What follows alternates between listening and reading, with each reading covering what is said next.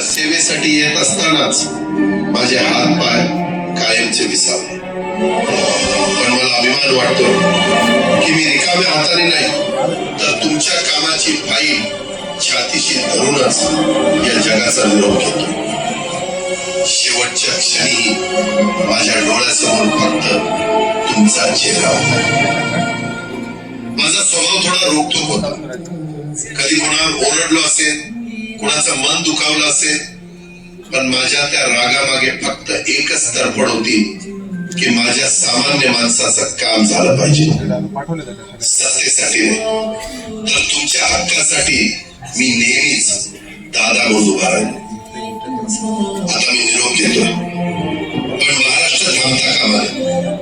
माझी जबाबदारी आता मी तुमच्यावर सोपवतो.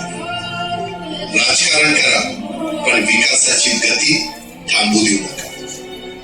जाता जाता माझ्या शैली डोळे पुसून शेवटचं सांगतो, आता रडत बसू नका. उठा आणि कामाला लागा. माझा महाराष्ट्र आपल्याला अजून खूप पुढे न्यायचा आहे. तुमचाच कामाचा माणूस अजितदादा पवार.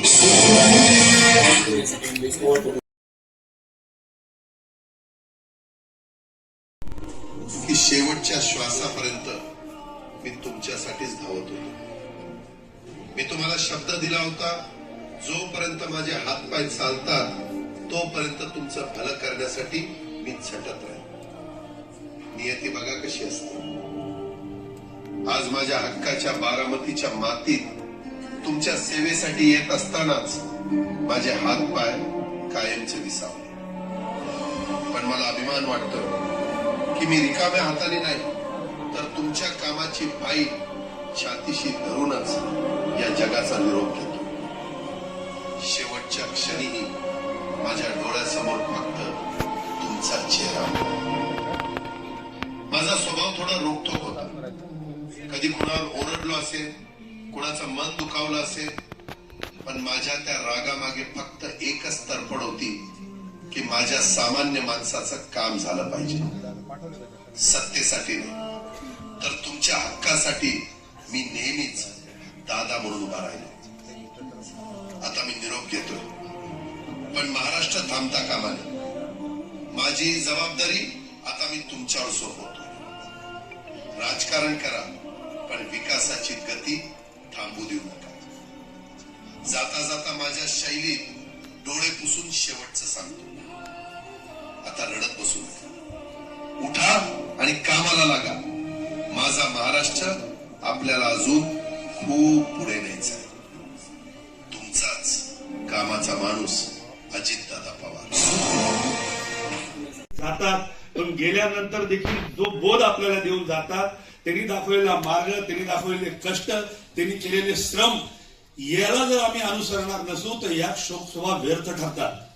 त्याच्यामुळे माझा अनुरोध आहे तुम्हाला सगळ्या राज्यकारण्यातल्या मोठ्या संख्येने आपण जमलात. हा अभिमानाचा जरी ऊर आपला भरून येत असला तर तुमच्या आणि माझ्यापैकी किती लोक यांनी दाखवलेल्या मार्गावर की हे करत असलेले श्रम, हे करत असलेल्या कष्टाच्या मार्गाने मी जाईन तर राजकारणात मी देखील एक मापदंड निर्माण करीन असं वाटणाऱ्या कार्यकर्त्यांनी छातीवर हात ठेवून स्वतःला प्रश्न विचारला पाहिजे की राजकारणात जर मला काम करायचंय तर या माणसाची उंची गाठता मला आली पाहिजे. आणि ते जर आपण करत राहिलो तरच या शोकसभेचं फलित होणार आहे. माणसं आली आणि गेली, ती कायम राहतच नाही, पण काम आणि त्यांनी दिलेले विचार स्मरणात राहतात आणि ते विचार पुढच्या पिढीपर्यंत आपण घेऊन जाणं हे आजच्या पिढीचं कर्तव्य असतंय. हे जरी सगळ्यांनी अनुसरून पुढचा मार्गक्रमण आपण राजकारणात करत राहिलो तर मला वाटते खऱ्या अर्थाने अजितदादांना आपण श्रद्धांजली व्हायल्यासारखं होईल. मी व्यक्तिशः, माझं कुटुंब, कारण मी अनेक वर्ष प्रस्थापितांच्या विरुद्ध लढताना एक सामान्य पक्षाचा कार्यकर्ता म्हणून काम करताना मला कधीही भीती वाटली नाही की संविधानाने फंडामेंटल राईट जे मला दिलेत, जे राज्यकर्त्यांना दिले होते ते मला पण आहेत. हा आधार माझ्याकडे होता आणि त्या आधाराच्या जीवावर मी काम करताना असा एक नेता की फक्त त्यांनी एकदाच माझा हस्तांतरण केलंय मी त्यांच्याशी, पण जो विश्वास त्यांच्या बोलण्यात वाटला की तू ये पुण्यात, तुझं काही काम असेल तर मी करतो, हा विश्वास त्यांनी जो दिला ना, तो विश्वास अनेकांना दिला असेल म्हणून एवढ्या मोठ्या भाऊगर्दीने आपण इथे संपलोय.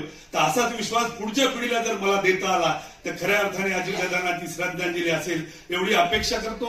मी माझ्या कुटुंबियांच्या वतीने, भारतीय जनता पार्टीच्या वतीने आदरणीय अशोकरावजी चव्हाण, आमचे नेते अमरजी राजूरकर, डीपी सावंतजी आणि आमचं सगळं कुटुंब, या सगळ्यांच्या वतीने पुनश्च एकदा दादांना विनम्र अभिवादन करतो. साहेब यांच्या या सर्वपक्षीय श्रद्धांजलीच्या कार्यक्रमासाठी आपण सर्वजण उपस्थित राहिलो.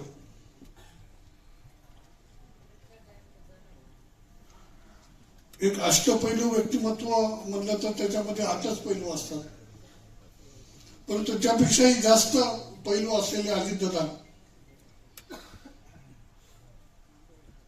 ज्यांनी महाराष्ट्रामधल्या अडचणीत असलेल्या प्रत्येक समाजाला, समाज म्हणजे मी जातीवाचक बोलत नाही, परंतु समाज म्हणजे राजकीय क्षेत्रातला असेल, वेगवेगळ्या क्षेत्रातला माणूस असेल, त्याला धीर देण्याचं काम हे अजितदादा पवार साहेबांनी केलं. चिखलीकर कुटुंबियाला व्यक्तिशः